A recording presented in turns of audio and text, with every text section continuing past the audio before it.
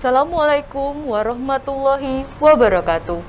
Hadirin peserta simposium yang terhormat, kita ikuti simposium ke-9 hari ini yang akan dimoderatori oleh Dr. Natali Duyen, spesialis paru, konsultan onkologi, magister kesehatan. Simposium ini akan dihadiri oleh 3 pembicara. Pembicara pertama, Dr. Ahmad Rashid, spesialis penyakit dalam, konsultan pulmonologi, dengan judul Severe Pneumonia in HIV, dan yang kedua, Dr. R. Alinda Andriani, spesialis penyakit dalam, konsultan pulmonologi, dengan judul Redefine Interstitial and Chronic Disease in COVID-19 Pandemic, dan yang terakhir, Dr. Dia Safriani, spesialis penyakit dalam, konsultan pulmonologi, dengan judul Efficacy and Safety Regdenvimab in COVID-19 Infection. Simposium ini akan dipandu oleh moderator. Berikut kurikulum vitae-nya. Kurikulum vitae Dr. Natali Duyen, spesialis paru, konsultan onkologi, magister kesehatan, lahir di Surakarta 24 Desember 1999. Jabatan saat ini sebagai Divisi Pulmonologi KSM Penyakit Dalam FK Unsri RSMH Palembang. Menamatkan S1 Dokter Umum di FK UNS tahun 2013. Menamatkan Pulmonologi dan Kedokteran Respirasi FK UNS. Dan menamatkan Konsultan Onkologi Toraks tahun 2021. Kepada moderator Dr. Natali, spesialis paru, konsultan onkologi, magister kesehatan, dipersilakan.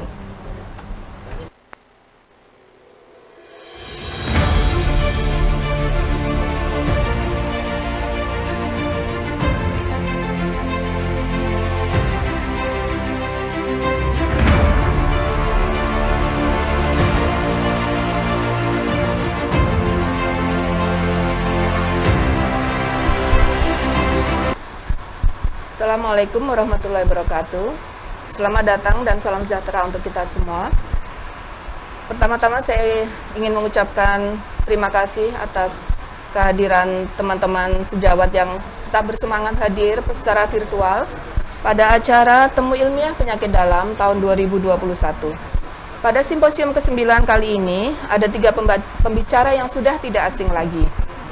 Pembicara yang pertama, Dr. Ahmad Rashid, spesialis penyakit dalam, konsultan paru Vinasim, yang akan mempresentasikan Severe Pneumonia in HIV.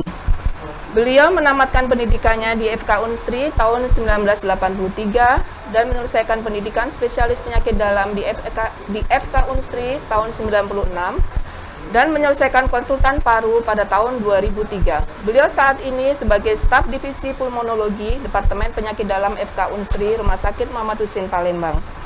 Kepada Dr. Rashid, kami persilahkan.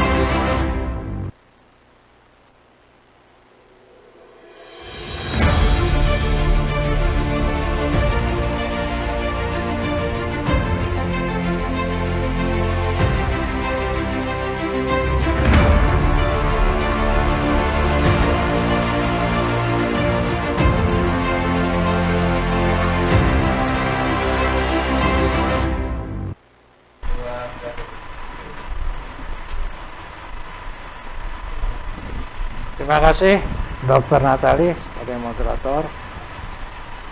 Terima kasih pada panitia yang telah memberikan saya kesempatan untuk presentasi pada sore hari ini. Selamat siang, Assalamualaikum warahmatullahi wabarakatuh. Pada kesempatan ini saya akan membawakan mengenai pneumonia berat. Pneumonia berat pada penderita, terutama pada penderita infeksi HIV ya. juga pada penderita-penderita yang imunodeficiency ya, juga mungkin termasuk juga pada penderita infeksi COVID-19 ya. Oke. Nah, ini untuk mendiagnosis pneumonia ya, secara sensitivitas ya, secara kepekaan, secara cepat ya, itu berdasarkan gejala klinis sudah kita sangat sensitif ya. Pasien-pasien dengan batuk, sesak napas, demam itu sudah kita curigai suatu pneumonia ya. Tapi secara spesifisitas itu tidak ya, sedikit sekali ya. Itu kemungkinan banyak penyebabnya itu ya. Maka berdasarkan spesifisitas maka kita akan turun lagi ke abnormalitas pada ronsen ya.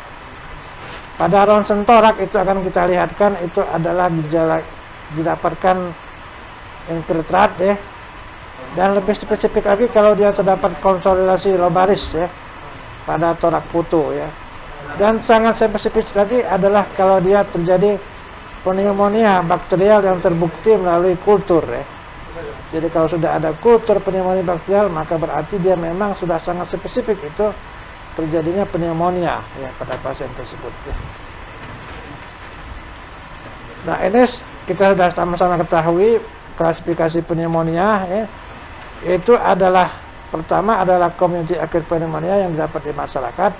Kemudian kita akan bicarakan terutama pada nosocomial pneumonia ya, terutama hospital acquired pneumonia dan ventilator associated pneumonia yang didapatkan pada penderita pneumonia berat yang gitu. Pada yang pneumonia yang kritis ya. Nah, ini kita menyinggung mengenai SIP ya. Jadi apa infeksi respirasi yang opportunistik pada penderita SIP itu meningkat ya, berdasarkan kadar daripada CD4-nya ya. Jadi kalau CD4-nya masih bagus ya, walaupun berapapun yang lebih bagus, maka biasanya infeksinya itu adalah bakterial ya, community acute pneumonia, dan juga tuberkulosis itu bisa juga didapatkan pada CD4 yang masih tinggi ya, lebih 500 umpamanya. Tetapi kalau CD4-nya sudah kurang dari 200 per sel per meter kubik, itu biasanya masuklah di sini pneumocystis pneumonia dan Cryptococcus pneumoforman pneumonia ya. Dan disertai dengan biasanya disseminated disease ya, penyebaran daripada pneumonia itu sampai ke hampir ke seluruh lapangan paru. Dan kalau dia CD4-nya itu sudah kurang dari 100 per meter kubik, itu biasanya masuklah di sini infeksi Toxoplasma gondii di sini ya. Biasanya juga disertai dengan disseminated disease. Dan sangat rendah sekali kalau CD4-nya sudah kurang dari 50 sel per meter kubik. Biasanya di sini terdapat endemik fungal pneumonia ya. Histoplasma capsulatum, Cytomegalovirus pneumonia, Mycobacterium avium, dan Aspergillosis species pneumonia ya. Jadi itu tingkatan daripada opportunistic respirasi infeksi pada penderita SIP ya. Nah, ini tanda-tanda dan gejala yang biasa kita dapatkan pada infeksi paru yang berhubungan dengan HIV ya. Di sini kita lihat ya, kalau dia organismenya itu Streptococcus pneumonia, Haemophilus species, Pseudomonas aeruginosa, dan other, biasanya itu gejala-gejalanya itu adalah batuk dengan dahak yang purulen ya, disertai demam, kadang-kadang menggigil, dan kejadian itu mendadak dengan gejala-gejala kurang dari 1 minggu. Kalau dia pneumocystis pneumonia ya, itu biasanya batuknya itu tidak produktif ya, dan disertai sesak napas, demam yang perlahan-lahan kalau onset, dan simptomnya itu biasanya lebih dari 2 minggu ya. Jadi sudah kejadian infeksi itu berlangsung lama ya.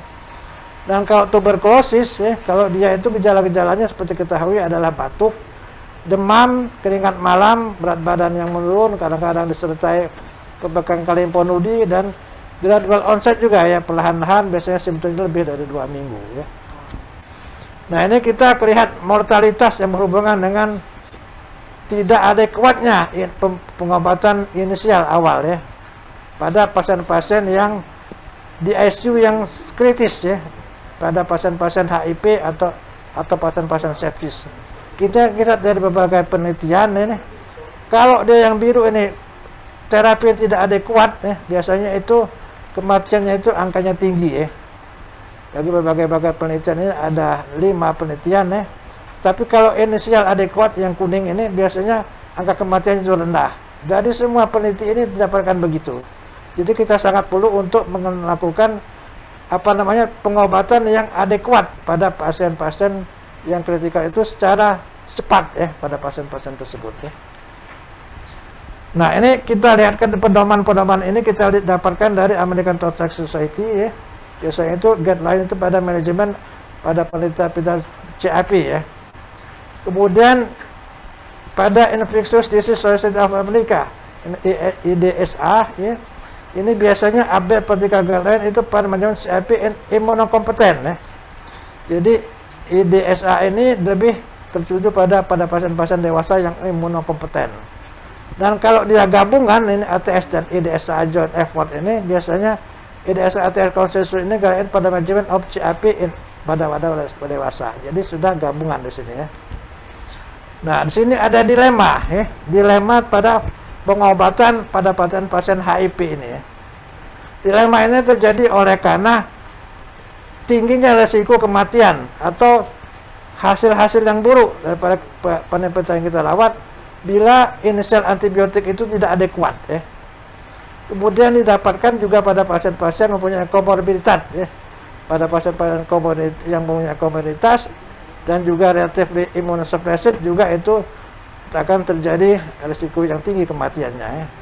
Kemudian kesulitan untuk membuat diagnosis daripada HIV pada hospital acquired pneumonia ini ya. Kemudian nah yang ini yang penting adalah MDR bakteria ya yang akan kita bicarakan ini ya. Nah, ini kita lihat di sini ya.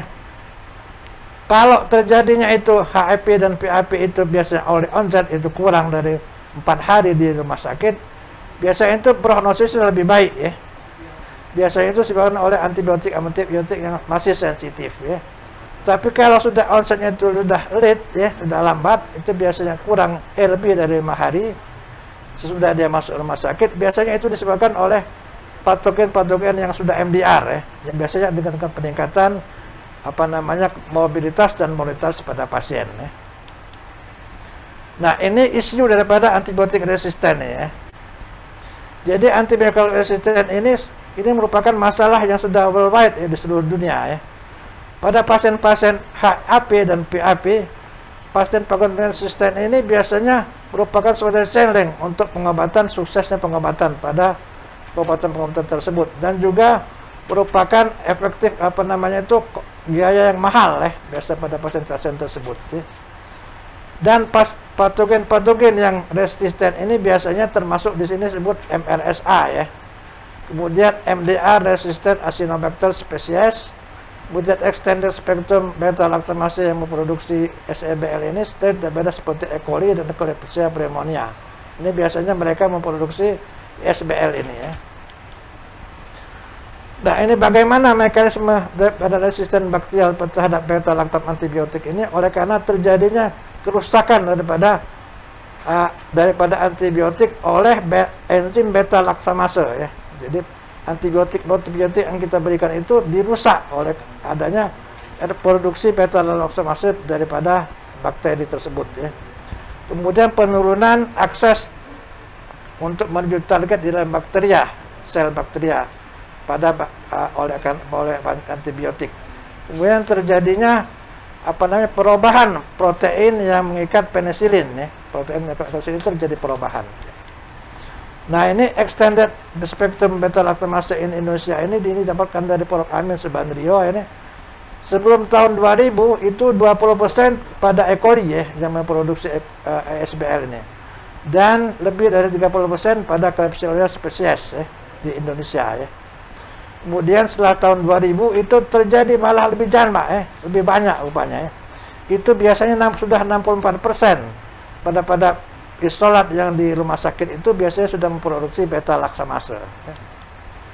Nah, ini mekanisme dari beta-laktamase mediated beta-lactam ini bagaimana terjadi ya, kita lihat di sini ya.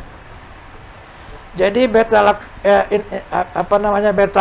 ini akan dirusak oleh beta-lactamase ini dengan terjadi ikatan OH ya di O dan H di N ya.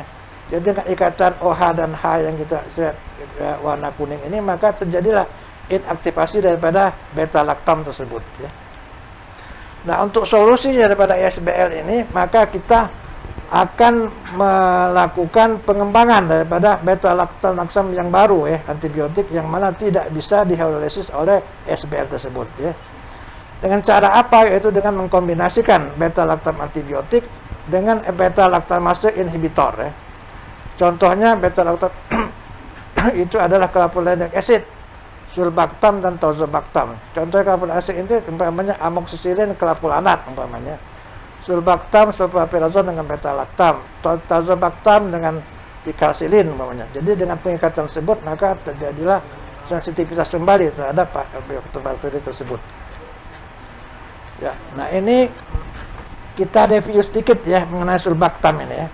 Jadi sulbactam itu merupakan beta laktamase inhibitor, yaitu komponen menghambat enzim beta laktam yang dihasilkan oleh bakteri. Fungsi dari sulbactam adalah untuk melindungi antibiotik dari perusakan oleh enzim beta laktam dan memperluas spektrum antibiotik. Ya. Kelebihan sulbactam ini adalah efektif menghambat enzim beta laktam, baik yang diproduksi oleh bakteri gram positif, Staphylococcus, gram negatif, E. coli, influenza, dan Klebsiella, maupun anaerob seperti Bacteria species, dan merupakan perangsang produksi enzim beta laktam yang lemah. Jadi sehingga kegagalan dalam terapi enzim itu sangat rendah, dan juga non toksik ya sulbactam ini. Nah, ini rekomendasi ya daripada insight tersebut ya. Di sini patogen-patogen yang potensial itu dari MDR ini yaitu Pseudomonas aeruginosa, Klebsiella sepalnya, Acinetobacter species. Yang tiga ini yang sangat MDR patogen ini ya. Dan juga MRSA, methicillin resistant Staphylococcus aureus, contohnya Legionella pneumophilia.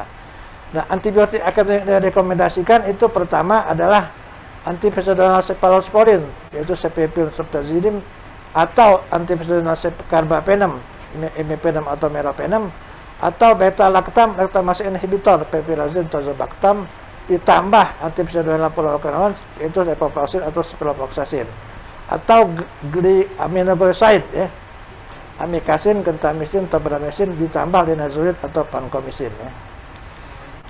Nah, ini jadi etiologi daripada resisten tersebut pada aromatik yang gram negatif itulah Pseudomonas aeruginosa, E. coli, Klebsiella pneumonia, dan Acinetobacter species. Sedangkan yang gram positif koki itu terutama adalah MRSH, methicillin resistant Staphylococcus aureus pada di Amerika, di United States ya. Dan di USA dan di Asia bagaimana? Di Asia yaitu di Malaysia, Thailand, Pakistan, India itu Acinetobacter species. Sedangkan di Cina dan Filipina adalah Pseudomonas aeruginosa terutama. Sedangkan yang gram positif yaitu di Korea dan Taiwan adalah MRSH paling banyak ya. Nah, ini kita lihat di Indonesia sendiri bagaimana di ICU LSCM, rupanya yang paling banyak di sini ICU LSCM adalah Acinetobacter anitratus ya. Nomor 2-nya Pseudomonas aeruginosa dan ketiganya adalah Klebsiella pneumonia. Sedangkan di Rumah Sakit Persahabatan yang paling banyak itu adalah Pseudomonas aeruginosa ya. Nomor 2 Acinetobacter, Klebsiella pneumonia, baru Enterobacter cloaca ya. Nah, ini agen-agen penyebab daripada sulbactamnya di 24 penelitian ya. Nah, dari 24 penelitian ini ternyata Pseudomonas aeruginosa ini paling banyak ya, menyebabkan nosocomial pneumonia, yaitu 37,5%. Baru disusul dengan Klebsiella dan lain sebagainya ya. Nah, untuk Pseudomonas infeksi ini maka kita harus melakukan pengobatan dengan antipseudomonas beta laktam yang merupakan antibiotik intinya ya.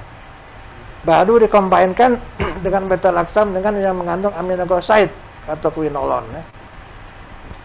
Jadi diberikan dulu beta laktam pseudomonas baru digabungkan dengan aminoglycoside atau quinolone. Dan kita jangan menggunakan beta laktam yang sudah kita berikan pada bulan sebelumnya. Jadi kalau kita bulan sebelum kita berikan, jangan lagi kita berikan beta laktam tersebut. Dan juga jangan berikan beta laktam yang sudah resisten ya, pada bulan-bulan sebelumnya. Nah, ini IDSH memberikan cara atau guideline untuk tata laksana pasien-pasien rawat inap dengan pneumonia berat di ICU. Nah, pada pasien-pasien yang tanpa resiko infeksi pneumonia, itu diberikan infus intravenous beta-laksam ditambah dengan macrolide IV atau pyrogonal IV ya. Jadi gabungan ya. Beta-lactam infus ditambah macrolide IV atau pyrogonal infus. Sedangkan yang ada resiko terhadap infeksi pneumonia itu terapi ganda ya. Antiviral beta-lactam terpilih seperti sulfaperazon, cefivim, imipenem, meropenem, diflurosilactam ditambah dengan acetylbenzoyl prequinolon ya. Jadi gabungan atau dia triple, yaitu antiviral beta-lactam terpilih ditambah aminoglycoside ya, ditambah dengan macrolide IV atau acetylbenzoyl prequinolon IV ya. Jadi kalau sudah triple ini tambah aminoglycoside di sini ya. Jangan lupa, ini merupakan juga selain SIP juga dapat kita berikan pada pasien-pasien yang COVID yang kita rawat di ICU yang memakai PIP ventilator ya. Jadi pilihan kita yang ini ya. Nah, ini beta-laksam atau beta-laksam inhibitor ini efikasinya itu tergantung daripada parameter ya. Itu oleh karena terjadi intrinsic aktivitas daripada komponen dan penetration rate daripada agen itu terhadap automembran daripada bakteri ya. Di sini kita lihat ya, tazobactam ya. Ini ternyata lebih baik ya, apa namanya itu poten untuk permeabilitas indeksnya itu ya. Jadi 4 penelitian ini, tazobactam 56 permeability indeksnya, sedangkan sulbactam 30. Dan juga 3 penelitian ternyata lebih tinggi tazobactam. Tetapi walaupun tazobactam itu inhibitor efek potensi itu permeability index lebih tinggi, tetapi dibanding sulbactam, tetapi penetrasi efisiensi daripada sulbactam itu beta-lactam itu melalui automembran itu lebih baik ya, lebih baik daripada tazobactam ya. Nah, di sini kita lihat pada jaringan sputum ya.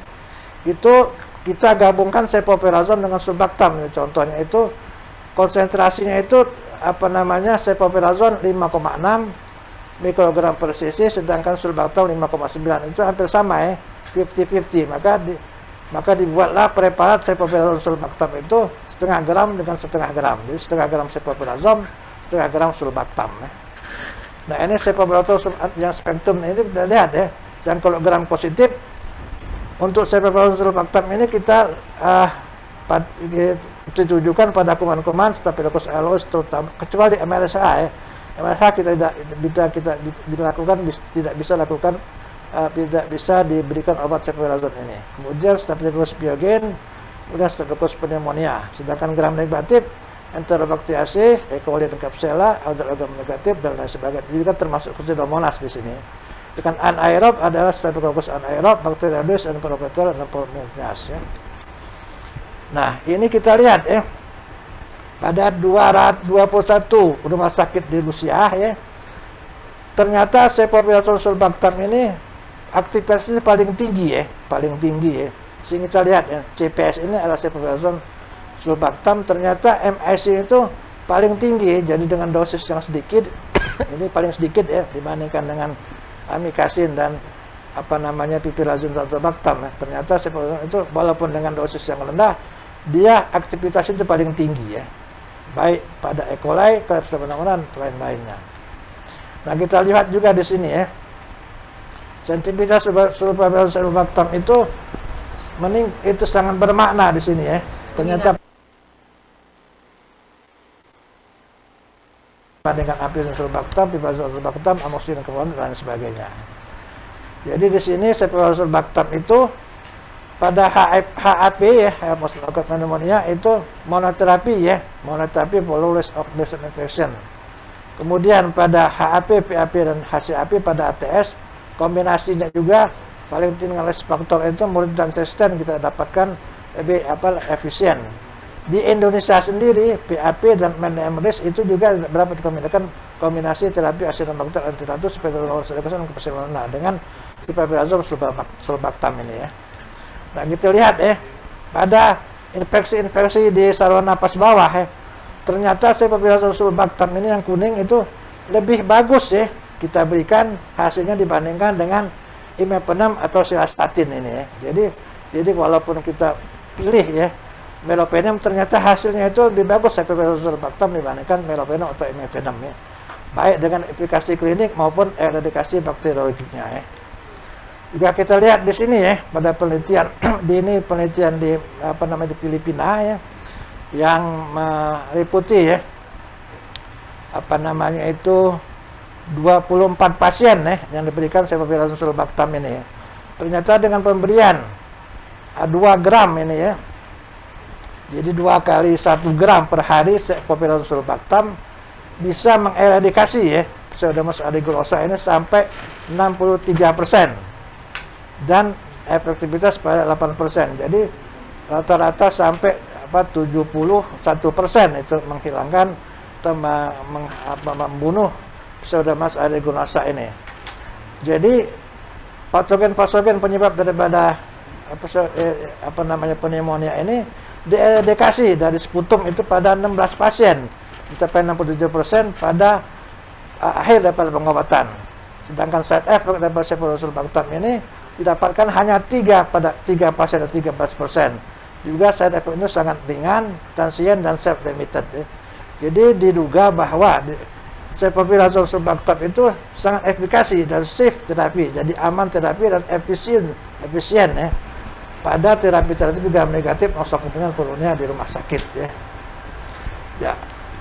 Nah, jadi kesimpulan bahwa sepoviral sulbactam ini terbukti secara klinis efikasinya itu pada lawan respiratory infection pneumonia ya, terutama pada pasien-pasien HIV maupun pada pasien-pasien COVID-19 ya, dibandingkan dengan golongan imipenem dan meropenem, terutama juga termasuk pada pasien-pasien pediatrik ya, anak-anak ya. Ya, terima kasih. Wassalamualaikum warahmatullahi wabarakatuh. Terima kasih Dr. Ahmad Rashid atas presentasi.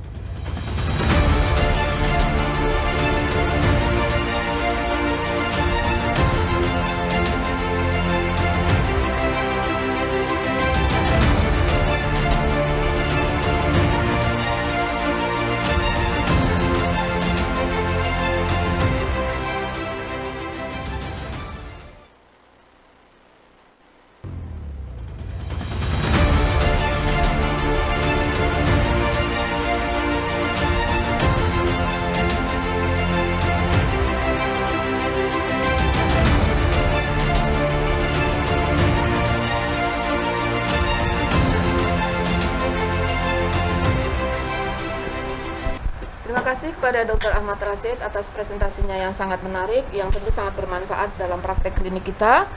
Selanjutnya, pembicara kedua, kami panggilkan Dr. R. Alinda Andriani, spesialis penyakit dalam konsultan paru, yang akan mempresentasikan Redefine Interstitial and Chronic Disease in COVID-19 Pandemic. Beliau saat ini menjabat sebagai staf divisi pulmonologi Departemen Penyakit Dalam FK Unsri, Rumah Sakit Muhammad Husin Palembang. Dr. Linda menamatkan pendidikan dokter umum di FK Unsri tahun 2000, kemudian menyelesaikan pendidikan spesialis penyakit dalam dari FK Unsri tahun 2015 dan menyelesaikan konsultan paru dari FK Unsri pada tahun 2020. Kepada Dr. Linda, kami persilakan waktu presentasi 20 menit.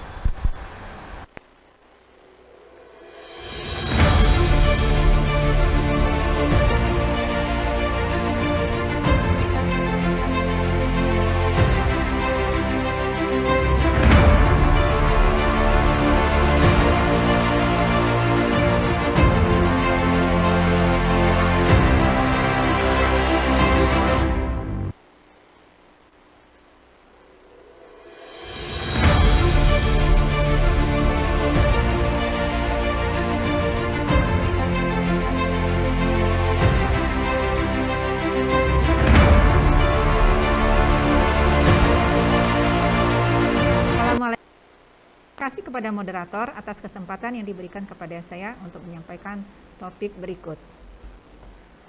Terima kasih atas kesempatan yang diberikan kepada saya untuk menyampaikan topik Redefine Interstitial and Chronic Disease in COVID-19 Pandemic. Sindrom long COVID akhir-akhir ini kita sering dengar. Istilah long COVID ini menggambarkan suatu gejala atau tanda berkembangnya atau berlangsungnya infeksi COVID-19 yang akut. Istilah ini sendiri terbagi menjadi dua terminologi sebenarnya, bergantung waktu. Yang pertama yaitu ongoing symptomatic COVID-19, di mana gejala berlangsung 4 hingga 12 minggu. Dan post-COVID-19 syndrome, di mana gejala ini berlangsung hingga lebih dari 12 minggu. Beberapa negara memperkenalkan istilah lain, yaitu long haulers, post-COVID-19 syndrome, post-acute COVID-19 syndrome, post-acute sequelae SARS-CoV-2 infection. Penelitian tentang long COVID ini sudah banyak. Ada penelitian yang menyatakan bahwa sekitar 10-15% pasien yang menderita infeksi COVID ini akan berlangsung gejala yang persisten. Penelitian lain di Amerika, di Italia, dan di Perancis menunjukkan sekitar 30 hingga 80% pasien masih mengalami gejala persisten meskipun sudah pulang dari perawatan rumah sakit. Dan dari semua penelitian ini menunjukkan adanya gangguan pernafasan berupa dyspnea sekitar 11 hingga 40%. Gambar ini menunjukkan perjalanan infeksi COVID dari mulai paparan terhadap virus SARS-CoV, kemudian virus mengalami replikasi dan mulai menimbulkan gejala klinis pada pasien yang ditandai dengan pemeriksaan PCR yang positif. Ini yang dinamakan dengan infeksi akut COVID-19. Apabila infeksi ini terus berlangsung gejalanya, walaupun secara PCR sudah negatif, sudah tidak ditemukan virus lagi, berlangsung hingga lebih dari 4 minggu, ini dinamakan post-acute COVID-19. Dan gejala ini bisa bermanifestasi di multi organ. Pada paru biasanya tampak gejala sesak napas, batuk, dan kebutuhan terhadap oksigen. Bahkan beberapa penelitian menunjukkan gejala ini bisa berlangsung hingga lebih dari 6 bulan. Nah, bagaimana infeksi SARS-CoV ini di dalam tubuh manusia? Jadi ada 4 stage yang menunjukkan infeksi ini dari awal, virus masuk, kemudian mengalami replikasi, dan mulai timbul gejala dan tanda dari infeksi SARS-CoV. Di sini peranan pemberian antivirus sangat baik. Jumlah virus yang menurun, tetapi adanya respon hiperinflamasi pada pasien di stage 2 dan stage 3. Apabila pasien bisa melewati fase-fase ini, maka akan masuk ke dalam fase recovery di stage 4. Nah, bagaimana dengan post-COVID patofisiologinya? Kita ketahui bahwa infeksi dari SARS-CoV-2 ini akan masuk melalui reseptor S2, di mana reseptor S2 ini terdapat di banyak organ pada tubuh manusia.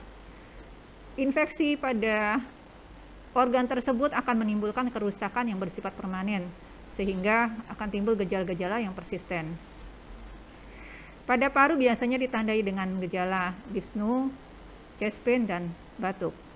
Dan ada juga di organ-organ lain yang terlibat dengan gejala yang cukup beragam. Bagaimana gambaran di alveolus paru? Jadi inflamasi kronis yang disebabkan oleh infeksi virus SARS-CoV-2 ini akan menyebabkan produksi dari sitokin proinflamasi seperti interleukin 6, interleukin 1, TNF-alfa, dan reaktif oksigen spesies. Sitokin proinflamasi ini akan dilepaskan ke jaringan dan ke endotel. Di jaringan, dia akan menyebabkan timbulnya proses fibrosis akibat dari endothelial damage yang akan memicu aktivasi fibroblast, kemudian terjadi deposit kolagen dan fibrinoktin, akhirnya akan terjadi proses fibrosis paru. Selain itu akan terjadi juga injury pada endotel, di mana akan terjadi aktivasi dari komplement, aktivasi dari platelet, sehingga akan mencetuskan suatu proses hiperkoagulasi yang dapat menyebabkan timbulnya trombosis. Dan pasien sesak akibat kejadian hiperinflamasi yang berlangsung lama juga hiperkoagulasi ini. Adapun faktor resiko long COVID biasanya terjadi pada perempuan usia lebih dari 50 tahun dan kondisi infeksi akut yang cukup berat ditandai dengan lebih dari 5 gejala, adanya lebih dari 2 komorbid, dan obesitas. Ini adalah NICE Rapid Guideline tentang manajemen long term COVID-19. Jadi untuk pasien-pasien yang sudah terdiagnosis COVID-19, baik pasien yang mendapatkan perawatan di rumah sakit ataupun isolasi mandiri, ini harus kita identifikasi apakah pasien-pasien tersebut menderita long COVID. Nah, pasien-pasien ini harus dinilai secara holistik dan komprehensif. Dinilai juga apakah pasien ini cukup untuk mendapatkan perawatan di primary care ataukah harus mendapatkan rujukan pemeriksaan lanjutan seperti fototoraks, EKG, dan laboratorium. Setelah kita nilai, kita tentukan manajemen terhadap pasien tersebut. Apabila pasien bisa melakukan self management, tentunya kita harus mensupportnya, dan mungkin beberapa pasien membutuhkan rehabilitasi yang multidisiplin, baik itu occupational therapy, fisioterapi, clinical psikologi, dan psikiatri, serta rehabilitasi medicine. Jadi apabila kita mendapatkan pasien-pasien COVID, kemudian setelah 4 minggu, ini harusnya kita melakukan pemeriksaan ulang baik secara virtual ataupun pasien kontrol di poliklinik. Kita nilai bagaimana kondisi pasien pada saat setelah 4 minggu dan 12 minggu infeksi tersebut. Apakah pasien ini membutuhkan tes-tes pemeriksaan lanjutan seperti spirometri, chest X-ray, ya, ekokardiografi, dan kemungkinan masih membutuhkan pemeriksaan CT scan untuk menilai apakah sudah terjadi fibrosis di paru. Pemeriksaan organ lain, hematologi, menilai apakah terjadi trombosis dan membutuhkan trombopropilaksis, ya. Juga apakah pasien ini mengalami depresi, kecemasan yang membutuhkan tata laksana neuropsikiatri. Ini adalah bagian long COVID in primary care. Jadi pasien-pasien yang masih mengalami simptom meskipun sudah 4 minggu infeksi akut COVID, ini kita nilai ulang. Kita harus mendapatkan data yang lengkap dari riwayat perjalanan penyakit pasien dari awal terinfeksi hingga status kondisi sekarang. Kita nilai apakah pasien ini dalam kondisi stabil atau membutuhkan pemeriksaan lanjutan. Jadi dari vital sign, saturasi oksigen, dan apabila mungkin dibutuhkan pemeriksaan lanjutan seperti pemeriksaan laboratorium yang cukup lengkap, fototoraks, EKG. Kita nilai lagi apakah pasien ini sebenarnya mempunyai komorbid. Tentunya tata laksana komorbid harus cukup baik. Dan kita nilai juga bagaimana kondisi sosial dan finansial di sekitar pasien. Lalu kita tentukan apakah pasien ini membutuhkan manajemen medis atau self management. Mungkin masih membutuhkan obat-obatan simptomatik seperti paracetamol, atau kita pertimbangkan penggunaan kondisi yang kemungkinan ada terjadinya infeksi sekunder. Self management dapat dilakukan pasien dengan perilaku hidup bersih dan sehat, dari dietnya, berhenti merokok, dan tidak minum alkohol ataupun kafein. Kita juga harus nilai bagaimana status mental pasien. Apakah pasien ini sudah bisa kembali bekerja ataukah mengalami depresi karena kesulitan untuk kembali bekerja setelah absen yang cukup lama. Ini adalah penata laksanaan sindrom pernapasan pasca COVID-19. Jadi apabila pasien tidak ada gejala klinis, meskipun secara radiologis ada kelainan, dapat diberikan suplemen ataupun vitamin dan pemeriksaan lanjutan evaluasi 8 hingga 12 minggu. Tetapi apabila pasien memiliki gejala klinis dan radiologis tidak ada kelainan, maka dapat diberikan terapi simptomatik, kemudian bisa dipertimbangkan untuk pemberian bronkodilator dengan atau tanpa steroid inhalasi, dapat juga diberikan mukolitik dan antioksidan. Apabila kita curiga ada infeksi sekunder, maka bisa diberikan antibiotik, juga pemberian mikronutrien. Nah, untuk grup C, di mana dijumpai gejala klinis dan gangguan radiologis atau gambaran kerusakan dari paru seperti fibrosis paru, maka ini ada tempat kita memberikan bronkodilator, terutama apabila ditemukan tanda-tanda obstruksi saluran napas. Selain bronkodilator, kita pertimbangkan pemberian mukolitik dan juga antioksidan. Bagaimana steroid? Steroid dapat dipertimbangkan pada kasus seperti ini, dapat diberikan oral ataupun inhalasi. Ini adalah satu penelitian Manisalko dan kawan-kawan yang memberikan salbutamol inhaler pada pasien-pasien dengan post-COVID-19 yang mengalami pulmonary rehabilitasi. Jadi terjadi peningkatan FEV1 setelah pemberian salbutamol inhaler pada pasien-pasien yang sebelumnya bahkan tidak menderita obstruksi lung disease. Jadi pasien-pasien sebelumnya sehat yang tidak ada obstruksi lung disease, ternyata efek bronchodilator ini sangat baik dalam meningkatkan FEV1. Lalu bagaimana dengan kortikosteroid? Halpin ini menulis suatu literatur review yang memperkirakan potensial step pemberian inhalasi kortikosteroid yang cukup menguntungkan kepada pasien. Jadi pada titik pertama yaitu pada pasien-pasien yang belum mengalami infeksi COVID, terutama pasien-pasien yang mengalami penyakit paru kronis seperti asma dan PPOK. Tentunya ICS sangat bermanfaat untuk mengendalikan penyakit sebelumnya. Kemudian titik kedua yaitu pada saat pasien ini sudah terinfeksi COVID dengan gejala seperti batuk dan demam. Ini diperkirakan mempunyai efek yang menguntungkan pemberian ICS di sini. Dan titik yang ketiga yaitu apabila pasien ini ternyata mengalami perburukan klinis, terjadi pneumonia. Tentunya diharapkan ICS ini dapat mengurangi proses inflamasi dan akhirnya mendapatkan kebaikan dari pasien tersebut. Di mana titik kerja inhalasi kortikosteroid ini? Kortikosteroid ini bermanfaat untuk mengurangi produksi sitokin-sitokin proinflamasi, interleukin 6, TNF-alfa, dan interleukin 1 beta. Dan khususnya pada infeksi COVID ini, diduga bahwa inhalasi kortikosteroid ini dapat menekan ekspresi dari S2 dan TMPRSS2 yang kita ketahui bahwa reseptor S2 ini merupakan reseptor tempat masuknya infeksi SARS-CoV-2. Ini adalah penelitian Nial dan kawan-kawan yang meneliti tentang pemberian kortikosteroid pada pasien-pasien dengan gejala post-COVID-19 yang persisten, yang dibuktikan juga dengan pemeriksaan radiologis ternyata sudah didapatkan interstitial lung disease. Jadi pada penelitian ini ternyata didapatkan peningkatan FVC1, FFVC, dan TLCO.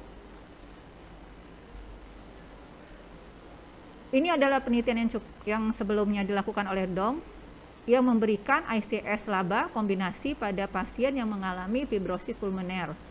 Nah, ternyata didapatkan dari penelitian ini, penggunaan ICS laba ini sangat baik dalam meningkatkan FVC, FEV1, dan juga DLCO.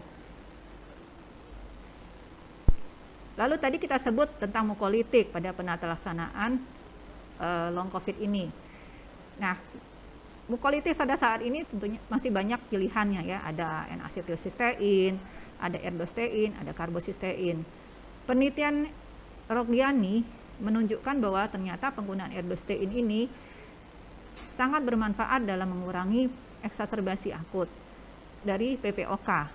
Dan dia membandingkan penelitian penggunaan erdostein dibandingkan dengan penggunaan N-asetilsistein, ternyata erdostein lebih unggul dalam menurunkan serangan eksaserbasi dan risiko perawatan pada kasus-kasus PPOK. Erdostein ini apabila dibandingkan dengan N-asetilsistein ataupun karbosistein memiliki efek samping yang lebih rendah, terutama pada efek samping gastrointestinal. Nah, bagaimana dengan asma? Kita ketahui beberapa pasien long COVID ini ternyata juga menderita komorbid asma. Proses inflamasi memegang peranan penting dalam penyakit asma dan long COVID. Manifestasi kedua penyakit ini pun mirip. Dan kita ketahui bahwa asma ini merupakan penyakit yang berlangsung kronis dan dapat dikontrol dengan pemberian ICS laba. Ditandai dengan adanya bronkokonstriksi, penebalan dari dinding saluran napas, dan peningkatan dari sekresi mukus. Bagaimana kortikosteroid berperan pada asma? Kortikosteroid berperan pada asma yaitu menurunkan sel-sel inflamasi, sel-sel eosinofil, makrofag, dan mast cell. Di sel sendiri, dia akan memperbaiki dari sel endotel sehingga tidak mudah leakage. Pada otot polos saluran napas, dia meningkatkan reseptor beta 2 sehingga terjadi relaksasi dari saluran otot-otot polos saluran napas dan juga menurunkan sekresi mukus. Ini adalah penelitian Duharme yang memberikan laba pada inhalasi kortikosteroid, jadi dia menggabungkan pemberian ICS dan LABA lalu dibandingkan dengan pemberian LABA tunggal dengan pemberian ICS tunggal. Duharma ini melakukan meta-analisis dari 48 studi sebelumnya yang melibatkan 14.000 pasien. Ternyata ICS LABA kombinasi lebih unggul dibandingkan ICS tunggal dalam menurunkan resiko eksaserbasi yang akhirnya menyebabkan pasien membutuhkan steroid oral. Nah, ini adalah penelitian Dahel yang mencoba membandingkan penggunaan ICS LABA salmeterol fluticasone dengan budesonide formoterol. Dahel sebelumnya melakukan penelitian ini terhadap hampir 1.400 pasien asma dan ternyata terbukti salmeterol fluticasone lebih superior dibandingkan budesonide formoterol dalam menurunkan eksaserbasi dari asma yang sedang dan berat. Jadi ini grafik penggunaan salmeterol fluticasone dibandingkan dengan formoterol budesonide. Ternyata formoterol budesonide ini lebih banyak eksaserbasi dibandingkan dengan penggunaan salmeterol fluticasone. Sebagai take home message bahwa pada penderita pasien-pasien long COVID harus kita lakukan penilaian ulang dan kita nilai apakah pasien ini membutuhkan penanganan multidisiplin baik non-farmakologi dan farmakologi. Mayoritas keluhan long COVID adalah fatigue, sesak dan batuk. Penata laksana farmakologi pada gangguan napas pada long COVID dapat kita pertimbangkan untuk pemberian bronkodilator, inhalasi kortikosteroid dan mukolitik. Dan pemberian ICS LABA ini sangat bermanfaat pada pasien-pasien long COVID dengan komorbid asma. Demikianlah presentasi saya pada siang ini. Selanjutnya acara saya kembalikan kepada moderator.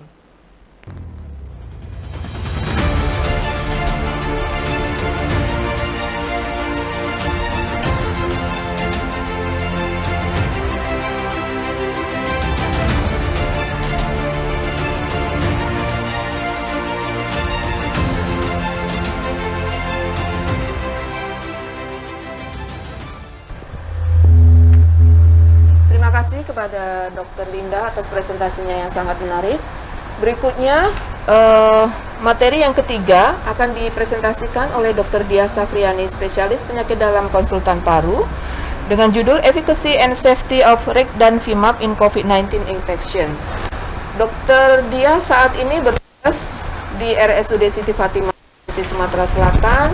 Beliau menyelesaikan pendidikan dokter umum dari FK Unsri tahun 96 dan menyelesaikan dokter spesialis penyakit dalam dari FK Unsri tahun 2012 dan menyelesaikan pendidikan konsultan pulmonologi dari FK Unsri tahun 2019. Kepada Dr. Diah, waktu kami persilahkan.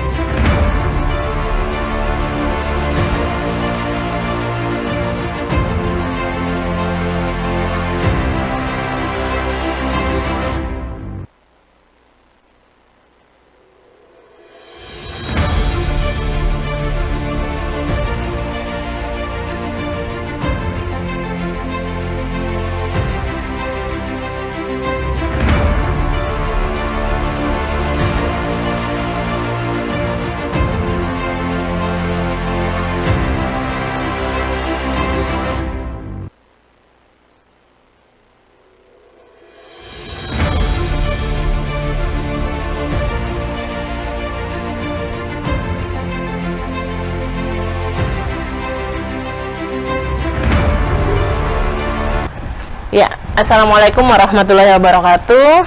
Selamat sore, salam sejahtera untuk kita semua. Pertama-tama saya ucapkan terima kasih kepada Dr. Nathali sebagai moderator, juga kepada panitia TEPD yang telah mempercayakan saya untuk membawakan topik kali ini, yaitu tentang efficacy dan safety of Rekdanvimab in COVID-19 infection. Mungkin dengan tidak mengurangi rasa hormat, karena ini sesi terakhir, semua peserta juga sudah pada ngantuk, tapi mudah-mudahan ini akan sedikit memberikan hasanah tambahan ilmu untuk kita, walaupun di beberapa tempat kita obat ini belum kita gunakan, karena kemarin sempat mau kita gunakan, sekarang kasus COVID sudah mulai menurun. Seperti kita ketahui bahwa per definisi COVID-19 atau coronavirus disease yang kita sering sebut dengan COVID-19 adalah penyakit infeksi yang disebabkan oleh virus SARS-CoV-2. Kita tahu bahwa pada struktur SARS-CoV-2 itu sendiri ada bagian yang berperan penting untuk untuk tempat atau menempelnya dari virus SARS-CoV-2 itu sendiri ke tubuh manusia, yaitu bagian spike yang kita sebut protein spike. Jadi protein inilah nanti yang akan berperan dalam penempelan dan masuknya virus ke dalam host, di mana nanti kalau dari protein spikes yaitu akan berikatan dia dengan reseptor ACE2.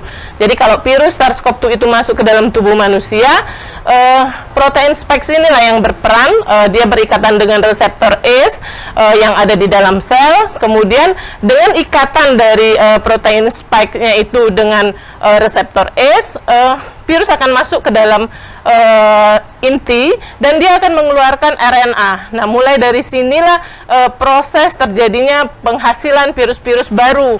Jadi dia terjadi replikasi, transkripsi, dan translasi, sehingga dia akan memperbanyak diri, sehingga akan terbentuklah virus-virus baru itu, dan virus baru itu nanti akan keluar ke sel tubuh host. Jadi dengan makin banyaknya ikatan dari protein spike dengan reseptor ACE2 ini akan memperbanyak pembentukan dari virus-virus yang akan menginfeksi dari host. Dari perjalanan penyakit COVID-19 itu sendiri, dengan masuknya virus SARS-CoV-2 itu ke dalam saluran napas, terjadi proses tadi, yaitu ikatan protein spike dari SARS-CoV-2 yang berikatan dengan reseptor ACE, dia akan masuk ke dalam tubuh, akan memperbanyak diri dengan transkripsi, translasi, dan yang lain, dia akan membentuk virus baru. Nah, makin banyak ikatan ini, makin banyak virus baru yang terbentuk. Semakin banyak virus baru yang terbentuk itu, infeksi pada saluran pernapasan itu sendiri, itu akan semakin besar. Jadi infeksinya akan semakin banyak. Nah, kalau misalnya ini tidak ditahan, dia akan menyebabkan nanti ada nekrosis sel-sel epitel saluran napas, peningkatan produksi mukus dan permeabilitas dari saluran napas itu, sampai akhirnya dia akan menyebabkan pneumonia. Nah, kalau dia sudah menyebabkan pneumonia, ini tadi akan meningkatkan proses inflamasi, sehingga terjadi peningkatan sitokin proinflamasi, sehingga dia akan menghasilkan antara lain IL-6, IL-1 atau TNF-alpha. Kemudian dengan adanya peningkatan sitokin ini akan terjadi badai sitokin, dan ini akan merusak ke semua organ-organ vital yang lainnya. Dari perjalanan penyakit COVID-19 itu sendiri, kita menjadi ada tiga fase, yaitu early infeksi, kemudian ada formulary fase, dan ada hiperinflamasi. Nah, kita bermainnya, Rekdanvimab itu sendiri bermainnya di early fase ini. Kita menghambat supaya jangan sampai akan banyak tumbuh virus-virus baru. Pedoman dari tata laksana dari COVID-19 pada edisi 3 ini akan dengan edisi 4 itu terjadi perbedaan yang bermakna.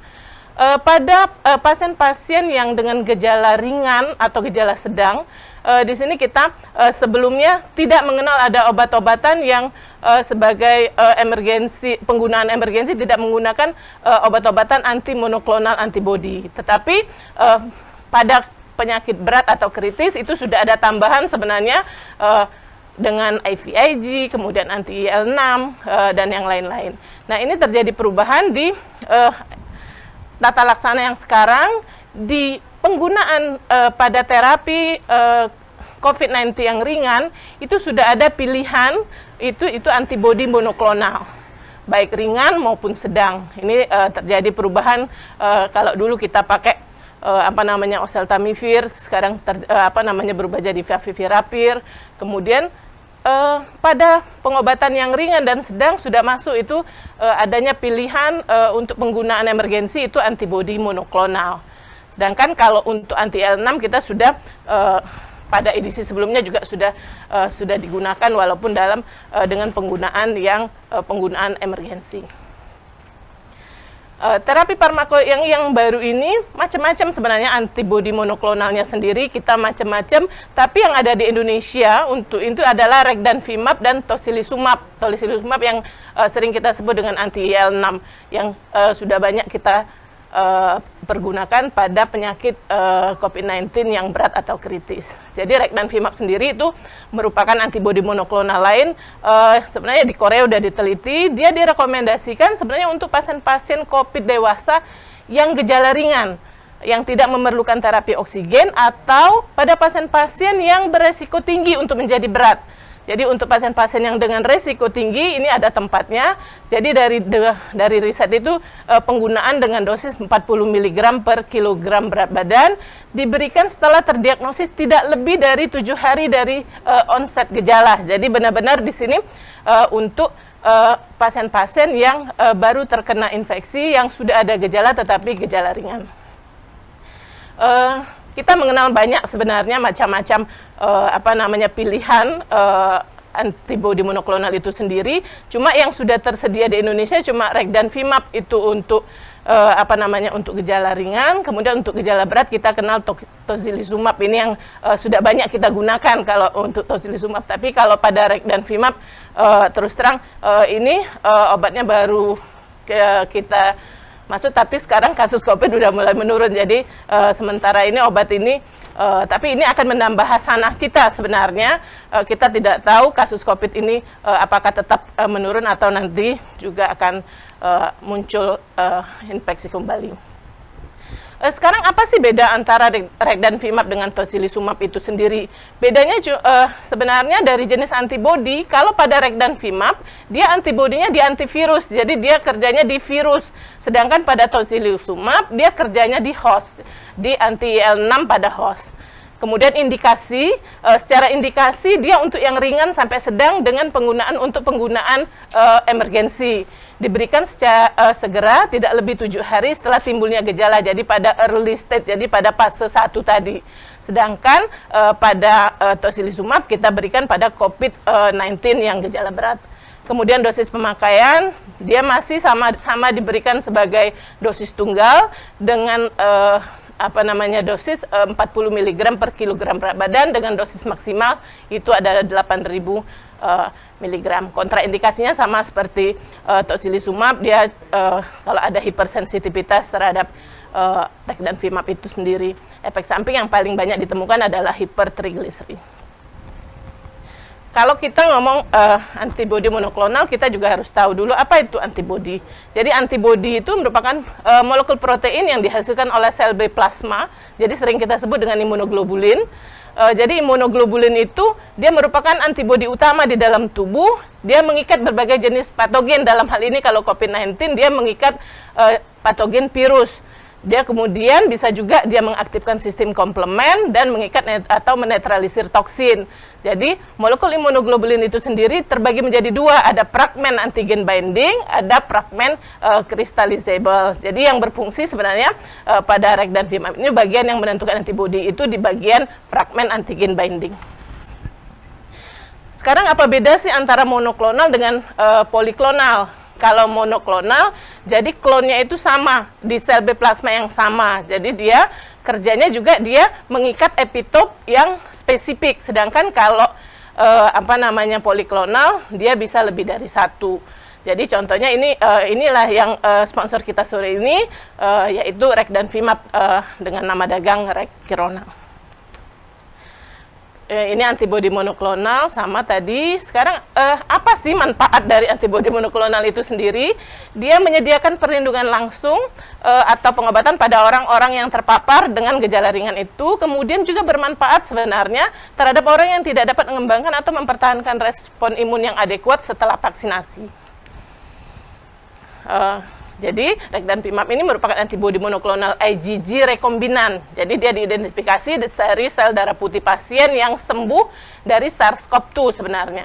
Jadi, diidentifikasi dia sebagai terapi yang potensial untuk COVID-19 dari screening antibodi. Dia menunjukkan potensi tertinggi dalam menetralisir dari virus SARS-CoV-2. Jadi, telah mendapatkan respon positif dari European Medicines Agency untuk penggunaan darurat pada COVID-19. Jadi, diindikasikan sebenarnya pada pasien dewasa yang yang dikonfirmasi yang tidak memerlukan oksigen tambahan. Jadi, dia gejala ringan atau pasien-pasien yang beresiko tinggi untuk berkembang menjadi COVID-19 yang parah. Jadi mekanisme kerjanya Regdanvimab itu dia akan berikatan dengan reseptor binding protein. Jadi dia akan berikatan dengan reseptor binding protein dari protein spike tadi, yang spike SARS-CoV-2. Sehingga dengan adanya ikatan ini, dia akan menghambat SARS-CoV-2 itu untuk berikatan dengan ACE inhibitor. Sehingga dia tidak terjadi pengembangan virus itu. Jadi reseptor ACE inhibitor tidak bisa mengikat protein spike-nya karena sudah diikat oleh Regdanvimab itu sendiri. Jadi dengan adanya ikatan-ikatan itu, jadi dia akan menghambat, jadi virus tidak masuk ke dalam sel. Ini sama aja. Kemudian dosis yang dianjurkan itu intravena, dosis tunggal dengan 40 mg per kilogram berat badan. Pengobatan harus sesegera mungkin. Jadi kalau bisa tidak lebih dari 7 hari setelah timbulnya gejala. Durasi pemantauan dari penelitian ada yang mengatakan 60 sampai 90 menit. Pasien dipantau secara klinis, kemudian diamati sampai infus selesai. Populasi targetnya siapa sih? Penggunaan pada Regdanvimab ini adalah pada pasien yang dewasa yang tidak memerlukan terapi oksigen atau pasien-pasien yang beresiko tinggi mengalami COVID-19 yang berat. Misalnya siapa? Pasien dengan usia lanjut, pasien-pasien dengan obesitas, kemudian yang menderita penyakit kardiovaskuler, penyakit paru, DM, ginjal, penyakit hati, atau pasien-pasien yang dengan imunosupresi. Interaksi obat, tidak ada studi yang dilakukan pada reaksi obat dengan Regdanvimab. Jadi, tapi obat ini tidak diekskresikan melalui ginjal atau di metabolisme pada sitokrom P450. Jadi, diharapkan karena walaupun dia dikonsumsi bersama dengan obat-obat yang diekstrak melalui ginjal atau yang dengan penghambat sitokrom P40, dianggap tidak mungkin terjadi. Ini sama saja, sebenarnya efek samping, hampir tidak ada efek samping yang bermakna, kecuali ada ditemukan beberapa kasus yaitu hipertrigliserid. Ini beberapa clinical study pada Regdanvimab. Jadi desain study ini dia dengan inklusi pasiennya itu pasien COVID-19 dengan simptom, kemudian dia tidak memerlukan terapi oksigen. Jadi dalam hal ini dia gejala ringan, kemudian onset pasien ini tidak lebih dari 7 hari. Pasien ini dengan besaran sampelnya itu cukup besar, yaitu 1.315 dibagi menjadi 2 kelompok, yang diberikan dengan Regdanvimab itu separohnya, ditambah dengan terapi standar, kemudian juga separohnya itu placebo dengan terapi standar. Kemudian pasien di follow up dengan cara ditelepon. Kemudian kita primary endpoint-nya kita mengetahui proporsi dari pasien yang berapa sih proporsi pasien yang kita berikan terapi ini dia mengalami masuk rumah sakit atau penggunaan oksigen, bahkan menyebabkan kematian di 28 hari itu. Jadi dia desainnya sebenarnya cukup banyak, dilakukan di 13 negara, termasuk di sini ada Rumania, untuk wilayah Asia ada Korea Selatan. Jadi kita tahu primary endpoint-nya dari studi ini, penelitian ini pengen tahu berapa sih pasien yang sudah diberikan terapi ini, berapa yang masuk rumah sakit, kemudian atau pemakaian oksigen, bahkan kematian. Pada pasien-pasien yang dengan high risk tadi yang telah kita sebutkan. Kemudian ada secondary endpoint-nya pada semua pasien atau berapa waktu recovery, clinical recovery yang terjadi pasien-pasien yang high risk atau pasien-pasien yang semua pasien. Secara demografi tidak ada perbedaan yang bermakna antara umur, kemudian jenis kelamin dibagi hampir matching, cuma ras, karena penelitian ini dilakukan di Eropa, ras yang paling banyak itu adalah kulit putih. Kemudian dari hasil dari studi ini, efikasi yang didapat ini hampir pada primary endpoint-nya, pasien-pasien yang kita berikan terapi dengan Regdanvimab itu, dia menurunkan kasus pemakaian oksigen, kasus hospitalisasi atau kasus kematiannya sekitar 72% pada dua kelompok dibandingkan antara baik kelompok yang memakai Regdanvimab maupun kelompok yang memakai placebo. Terjadi perbedaan yang bermakna. Kemudian untuk semua pasien juga terjadi penurunan sekitar 70%. Juga didapat hasil pengurangan hari rawat. Hampir kalau pada pasien dengan resiko tinggi itu hampir sekitar 4-5 hari rawat lebih pendek dibandingkan dengan kelompok placebo. Juga pada pasien pasien-pasien semuanya itu ada pengurangan 4-5 hari juga, hampir sama 4-5 hari lebih pendek dari pasien-pasien yang cuma mendapatkan placebo.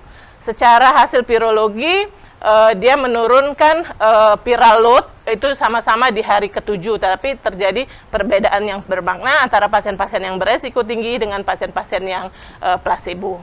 Kemudian untuk keamanan efek samping tidak ada laporan keamanan efek sampingnya dianggap tidak ada perbedaan antara kedua kelompok. Dari kesimpulan studi itu dapat disebutkan bahwa Regdanvimab itu telah terbukti secara signifikan dia mengurangi resiko rawat inap terkait COVID-19 itu dan suplementasi oksigen serta kematian hingga di hari ke-20. Ya, terjadi tingkat pengurangan resikonya sekitar 72%. Kemudian pengobatan dengan Regdanvimab secara signifikan dia mempersingkat waktu pemulihan klinis dibandingkan pada placebo. Jadi dalam penilaian virologi, pengobatan dengan Regdanvimab menunjukkan penurunan viral load yang lebih besar dibandingkan nilai awal dibandingkan pada placebo pada hari ke-7. Dan tidak ada efek samping yang relevan secara klinis termasuk reaksi terkait infus pada penggunaan obat-obat itu. Ini juga Regdanvimab ini sudah dicobakan untuk varian Delta, tapi masih dalam penelitian in vivo. Jadi baru dalam penelitian in vivo, jadi baru dicobakan kepada tikus, tapi dari hasil ini sebenarnya sudah mulai menunjukkan adanya efikasi terapeutik yang bagus, walaupun penelitian ini juga masih panjang yang harus tetap dilanjutkan dengan uji-uji klinis yang lain. Jadi secara proteksi pada tikus ini dia juga mendapatkan hasil yang signifikan dengan juga survival rate pada tikus ini yang diberikan Regdanvimab itu hampir 100%. Jadi take home message dari topik kita siang ini adalah bahwa Regdanvimab merupakan antibodi monoklonal terhadap SARS-CoV-2 yang target terapinya adalah protein spike dari SARS-CoV-2 itu sendiri. Jadi Regdanvimab juga telah terbukti secara signifikan dia mengurangi resiko hari rawat, suplementasi oksigen dan kematian itu sekitar 72% dibandingkan dengan placebo. Kemudian terapi Regdanvimab secara signifikan mempersingkat waktu pemulihan klinis lebih cepat dibandingkan placebo pada pasien-pasien yang resiko tinggi. Pengobatan Regdanvimab menunjukkan penurunan viral load yang lebih besar dibandingkan placebo pada hari ke-7. Data praklinis dari Regdanvimab itu menunjukkan bahwa aktivitas penetralan yang kuat terhadap varian Delta. Mudah-mudahan ini juga menjadi angin segar bagi kita semua. Terima kasih. Assalamualaikum warahmatullahi wabarakatuh. Saya kembalikan kepada moderator.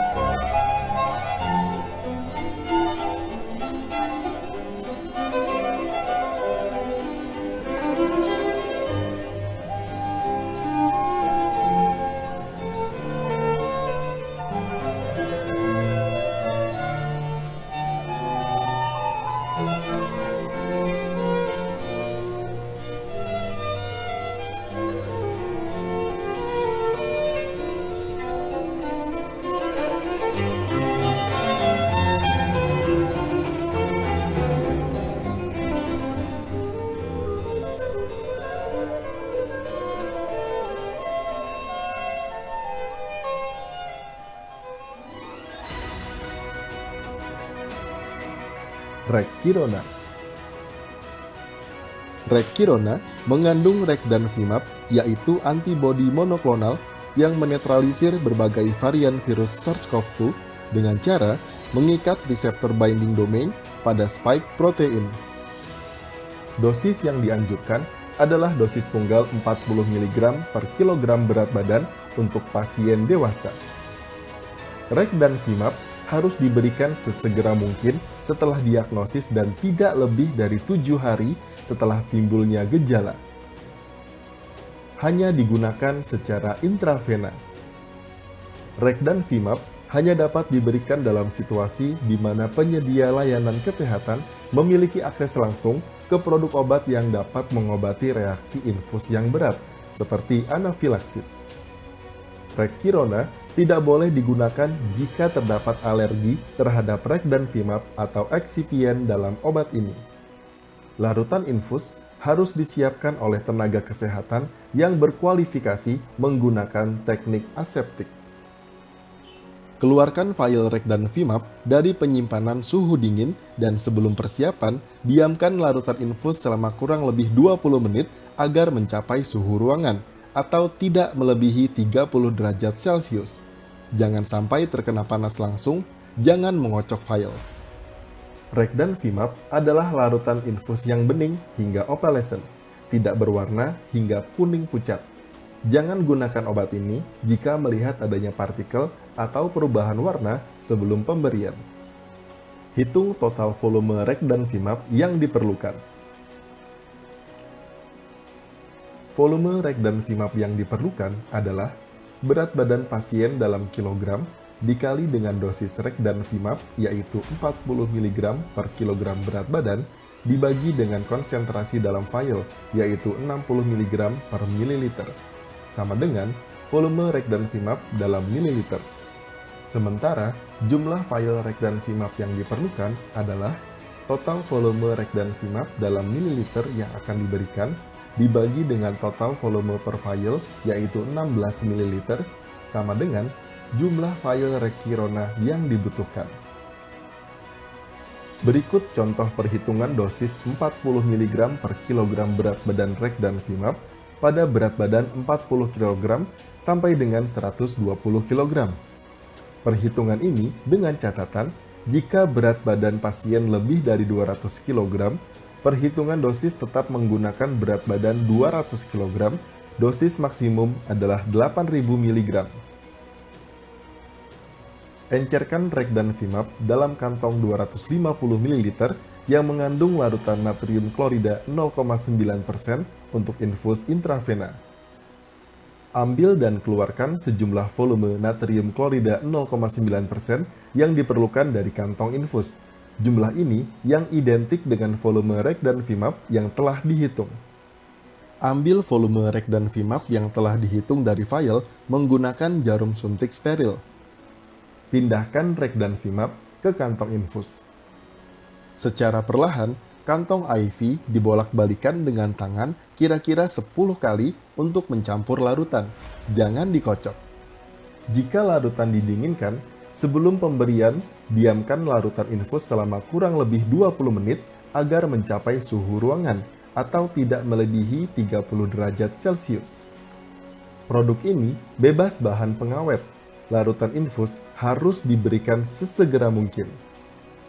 Setelah pengenceran secara aseptik dalam larutan natrium klorida 0,9%, larutan infus Rekdanvimab stabil secara fisik dan kimia selama 72 jam pada suhu 2 hingga 8 derajat Celcius atau 4 jam pada suhu kurang dari sama dengan 30 derajat Celcius.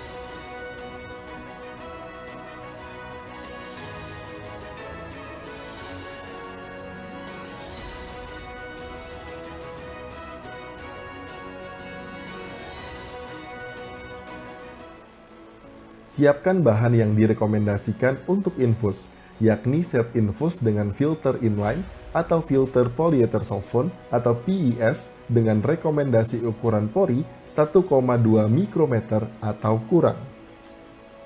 Pasang infus set ke kantong IV. Siapkan set infus. Berikan sebagai infus IV melalui pompa selama 90 menit. Larutan untuk infus yang telah disiapkan tidak boleh diberikan bersamaan dengan produk obat lainnya. Kompatibilitas Rekdanvimab dengan larutan IV dan obat lain selain natrium klorida 0,9% tidak diketahui. Setelah infus selesai, bilas selang infus dengan natrium klorida 0,9%. Jangan simpan atau menggunakan kembali larutan Rekdanvimab yang tidak terpakai atau larutan yang telah diencerkan.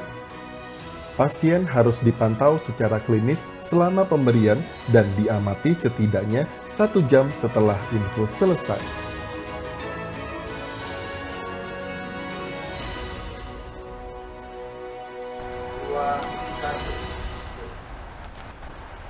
Terima kasih kepada 3 pembicara. Berikutnya sesi diskusi. Kami persilahkan pembicara untuk bisa tampil bersama. Menginformasikan bahwa Dr. R. Alinda saat ini tidak bisa bergabung dalam sesi diskusi karena beliau sedang bertugas ke luar kota dan akan digantikan oleh Dr. Ruli, spesialis penyakit dalam konsultan paru. Ada beberapa pertanyaan yang telah masuk. Yang pertama kepada Dr. Ahmad Rashid. Ini dok, ada 3 pertanyaan, mungkin saya bisa bacakan ya. Dalam pemilihan antibiotik, apakah bisa langsung diberikan antibiotik spesifik atau idealnya harus dilakukan uji resistensi obat dan kultur resistensi? Bagaimana dok? Kami persilahkan. Ya, terima kasih kepada Dr. Natali ya. Jadi kepada penanya ya. Jadi memang idealnya itu kan kalau kita memberikan antibiotik itu kalau sudah ada hasil resistensi obat dan kultur resistensi. Tapi untuk menunggu hasil tersebut kita kan perlu waktu ya. Jadi bagaimana kita harus menunggu waktu tersebut sedangkan pasien harus kita berikan antibiotik untuk membunuh kumannya. Jadi sementara menunggu hasil tersebut kita berikan dulu antibiotik broad spectrum tergantung kepada kira-kira yang mana ini pasien ini kumannya ini, apakah dia antibiotik. Kalau biasanya kalau napas bawah ya, itu biasanya yang kumannya itu tergantung juga daripada dia pneumonia itu dia CAP atau HAP ya. Jadi kalau CAP ada kuman-kuman kebanyakan gram positif ya, lalu sudah saya tampilkan pada slide ya.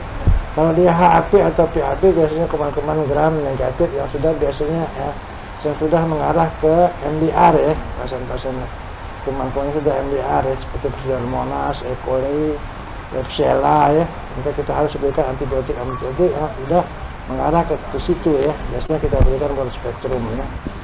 Nah, untuk memberikan antibiotik tersebut pada awal kita harus melakukan pengambilan bahan untuk resistensi ya.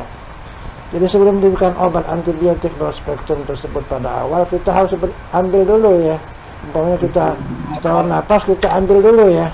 Sputumnya, kalau sulit untuk melakukan sputum kita ambil dengan suction ya, atau yang paling baik dengan arterial washing ya. Nah, itu tergantung keadaan pasien ya. Jadi dengan kita sudah mengambil itu baru kita berikan antibiotik broad spectrum tersebut ya. Itu mungkin pertanyaan yang saya bisa jawab ya. Ya, jadi intinya tidak perlu kita tunggu ya dok ya. Jadi sesegera mungkin untuk diberikan antibiotik sambil menunggu hasil kultur, mungkin begitu ya dok ya. Iya betul. Ya, untuk pertanyaan kedua dok, bagaimana tata laksana pada pasien yang mengalami resistensi pada hampir semua antibiotik pada kasus infeksi? Obat apa yang paling ideal?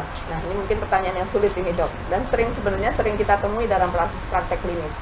Ya, jadi pada pasien-pasien yang sudah mengalami resistensi pada hampir semua antibiotik itu mungkin maksudnya itu yang pasien-pasien yang mengalami MDR ya. Ya, jadi kita pada pasien-pasien MDR ini kita harus dapat memberikan pengobatan yang gabungan tadi ya, yang sudah diberikan antibiotik ini sudah dengan sudah dicampur dengan sulbactam ya. Jadi gabungan umpamanya antibiotik cefoperazone dengan sulbactam ya, gitu ya. Jadi yang kita berikan itu biasanya itu tadi sudah ada pilihan ya. Jadi kalau yang sudah masih sensitif Pseudomonas itu dapat kita berikan antibiotik yang parutan yang sudah dengan tambah dengan macrolide. Tapi kalau juga bisa kita berikan triple ya, jadi beta-laksan yang sensitif Pseudomonas dengan golongan quinolone yang masih sensitif Pseudomonas, yang diberikan juga aminoglycoside ya. Biasanya tiga-tiganya kita berikan ya. Jadi aminoglycoside, kemudian quinolone yang sensitif Pseudomonas, dan juga dengan beta-laksan yang sensitif Pseudomonas. Biasanya dengan triple ini bisa kita membunuh kuman-kuman yang hampir yang sudah resisten pada semua antibiotik ya. Itu mungkin jawaban saya ya. Ya. Kemudian ada pertanyaan ketiga ini, Dok. Bagaimana obat-obatan antibiotik yang paling aman pada kasus pasien yang mengalami gangguan hepar dan ginjal? Ya, jadi antibiotik itu diekresi itu biasanya pada dua saluran ya, pada ginjal atau hepar ya. Bisa dua-duanya dan bisa salah satu yang paling banyak. Kebanyakan pada ginjal atau kebanyakan pada hepar ya. Contoh yang pada ginjal itu biasanya golongan aminoglycoside ya. Jadi pasien-pasien yang kerusakan ginjal, kita harus hindari pemakaian golongan aminoglycoside. Dan juga pada gangguan-gangguan hepar itu golongan contoh amoxicillin clavulanat itu bisa hindari ya. Kalau ditanyakan yang paling aman pada kedua-duanya, ya saya rasa agak sulit untuk menjawabnya. Tetapi biasanya dapat kita berikan antibiotik itu tergantung daripada keperluan ya. Jadi kalau memang pasien tersebut infeksinya berat pada kasus-kasus yang saya bicarakan tadi ya, kita harus memberikan antibiotik, kita berikan saja dulu ya. Dengan dosis-dosis obatnya kita bisa kurangi ya tentunya ya. Jadi separuh daripada dosis ya.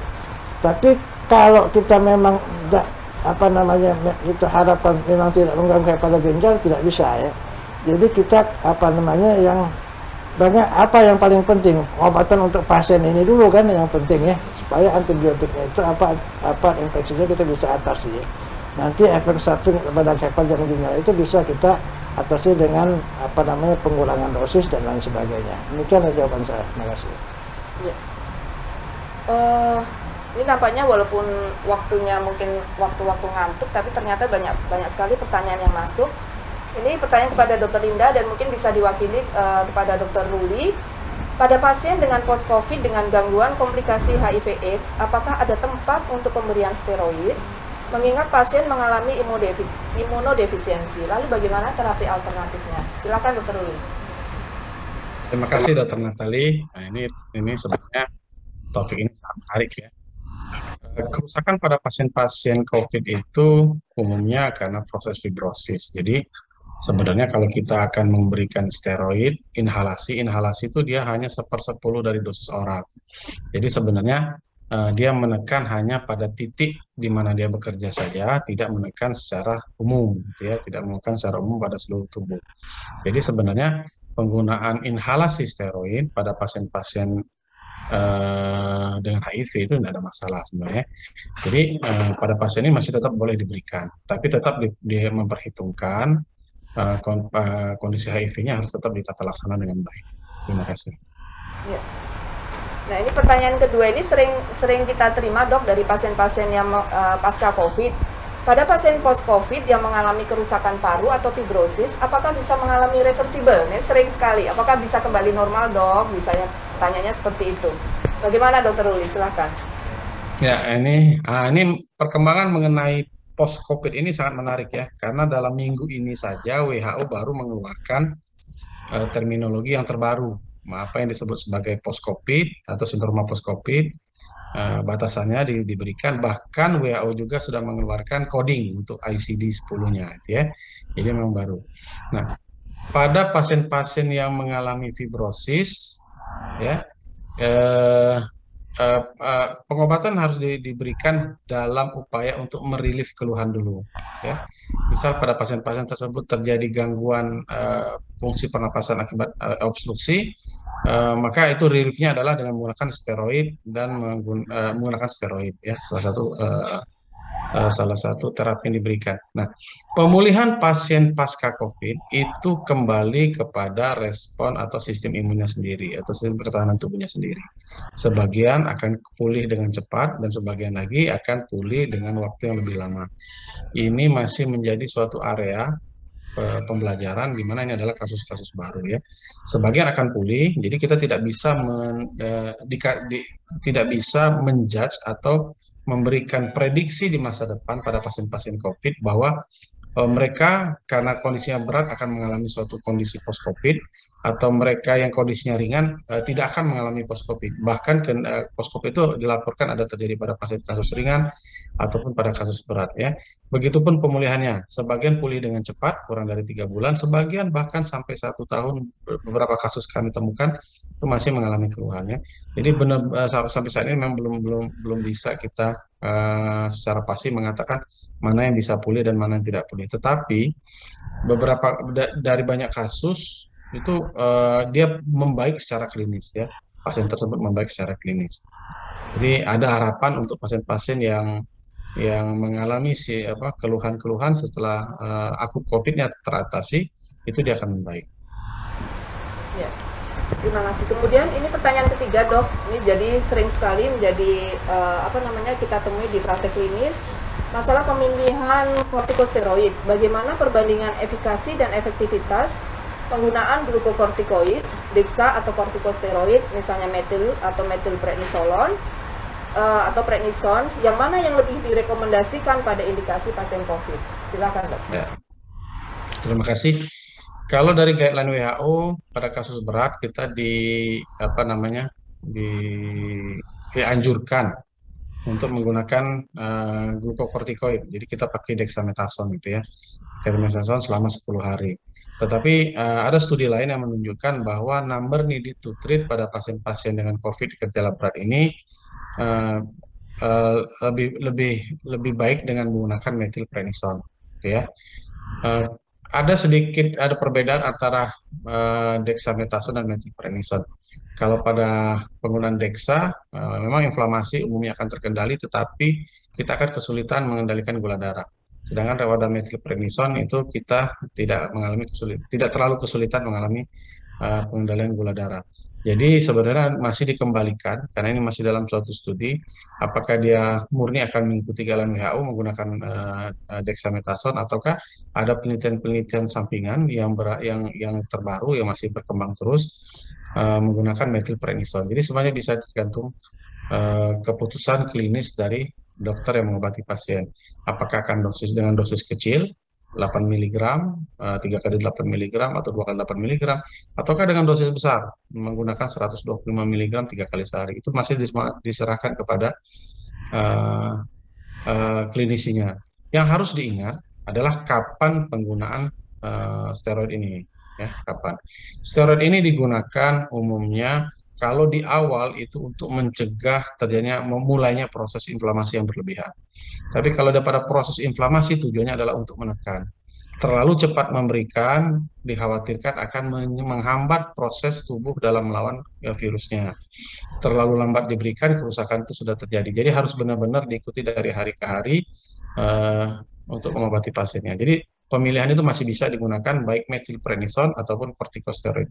Kalau kami pribadi, pada pasien-pasien dengan DM itu umumnya kita gunakan metilprednison, karena akan kesulitan sekali mengendalikan gula darahnya apabila kita menggunakan dexamethasone. Terima kasih. Terima kasih Dr. Ruli atas jawabannya. Kemudian pertanyaan kepada Dr. Dia, bagaimana efektivitas penggunaan terapi transfusi plasma konvalesen? Kapan indikasi, manfaat, dan kekurangannya, Dok? Ya, terima kasih Dr. Natali. Jadi ini pertanyaan yang bagus sekali sebenarnya. Kapan kita menggunakan penggunaan bagaimana efektivitas terapi transfusi plasma konvalesen? Sampai saat ini sebenarnya penggunaan plasma konvalesen, kemudian IVIG maupun antibodi monoklonal itu sendiri itu juga diizinkan dengan penggunaan yang emergensi. Jadi bukan merupakan protokol yang wajib. Jadi ini masih merupakan terapi pilihan karena alhamdulillah sebenarnya untuk plasma konvalesen dia sudah ditanggung oleh Kemenkes, tapi untuk terapi-terapi yang lain itu masih merupakan terapi pilihan, sehingga ini juga pembiayaan juga dibebankan kepada pasien. Indikasi dari plasma konvalesen sangat berbeda dengan untuk terapi dengan Rek dan Vinap sendiri, pada plasma konvalesen itu biasanya kita gunakan pada pasien-pasien yang dengan gejala berat atau gejala kritis. Untuk efektivitas masih banyak penelitian-penelitian yang sedang berlangsung. Bahkan kemarin penelitian kita di RSMH sendiri belum sempat, kayaknya baru mau jalan, tetapi sekarang kasus sudah mulai rendah. Jadi indikasi dan efektivitasnya juga masih dalam beberapa penelitian. Jadi saya tidak bisa menyebutkan bahwa ini sangat efektif atau ini tidak efektif. Kemudian kapan mengenai manfaat dan kekurangannya sendiri, manfaatnya pada beberapa pasien yang dilaporkan dengan penggunaan plasma konvalesen ini mempunyai efek klinis yang bagus sebenarnya, walaupun untuk penelitian yang cukup besar ini belum ada laporan yang beberapa penelitian malah menyebabkan bahwa tidak ada perbedaan yang bermakna pemakaian plasma konvalesen pada pasien-pasien dengan COVID-19. Mungkin itu, Dr. Nathan. Ya. Pertanyaan kedua, ini masalah Gamaras, karena Gamaras ini nampaknya juga sangat, masyarakat luas juga sangat masyarakat sudah kenal sekali untuk pada pasien-pasien yang keluarganya terkena COVID, langsung minta Gamaras, minta terapi plasma seperti itu. Nah, ini kapan indikasinya sebenarnya, Dok? Kapan penggunaan terapi Gamaras atau IVIG lainnya? Iya, pada protokol tata laksana COVID-19 itu sendiri tadi sudah dijelaskan bahwa terapi-terapi pilihan seperti IVIG atau yang paling ngetop sebenarnya Gamaras, walaupun beberapa merek banyak yang kita gunakan, kemudian plasma konvalesen, kemudian anti-interleukin 6, itu semua diindikasikan untuk pasien-pasien yang gejala berat atau kritis itu sebenarnya. Tetapi kadang-kadang pasien yang mempunyai, kadang-kadang dia berharap bisa secepat itu sembuh COVID-nya. Kadang-kadang pasien-pasien dengan gejala sedang saja sebenarnya keluarga pasien udah minta untuk terapi IVIG atau terapi plasma konvalesen ataupun terapi anti-interleukin 6. Tapi sebenarnya pada juknis, pada protokol penata laksanaan ini diindikasikan sebenarnya untuk pasien-pasien dengan gejala berat atau kritis sebenarnya. Ya. Jadi ada indikasinya ya, Dok, ya, tidak sembarangan kita untuk memberikan. Nah, pertanyaan terakhir, Dokter, apakah benar pada penderita darah tinggi lebih rentan terhadap COVID terkait reseptor ACE pada COVID? Dan apakah obat ACE berpengaruh terhadap COVID? Bagaimana, Dokter? Silakan. Ya, jadi ini juga menjadi isu umum sehingga pasien-pasien yang mendapatkan terapi hipertensinya itu ACE inhibitor ketakutan, jangan-jangan akan cepat pasien-pasien yang dengan hipertensi yang dengan terapi ACE ini akan lebih berkemungkinan atau lebih cepat untuk menjadi terinfeksi COVID-19 sebenarnya. Padahal sebenarnya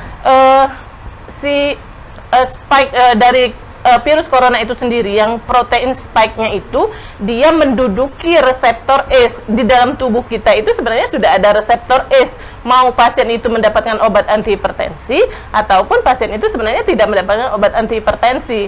Jadi spike protein dari virus corona itu sendiri dia akan menduduki reseptor ACE yang di dalam tubuh. Nah, ini berhubungan dengan obat atau sponsor kita sore ini yang berbicara mengenai spike protein spike dari dari virus corona itu sendiri bisa diikat duluan oleh Regdanvimab. Itu sebenarnya kuncinya di sini. Jadi tidak serta-merta bahwa pasien-pasien hipertensi yang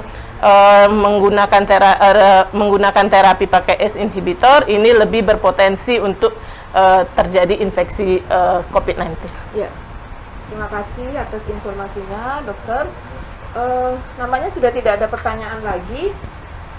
Saya ucapkan terima kasih kepada 3 pembicara dan kepada Dokter Uli yang bersedia hadir untuk menggantikan Dokter Linda menjawab beberapa pertanyaan. Demikianlah simposium ke-9 pada sore hari ini. Kami serahkan kepada panitia. Terima kasih.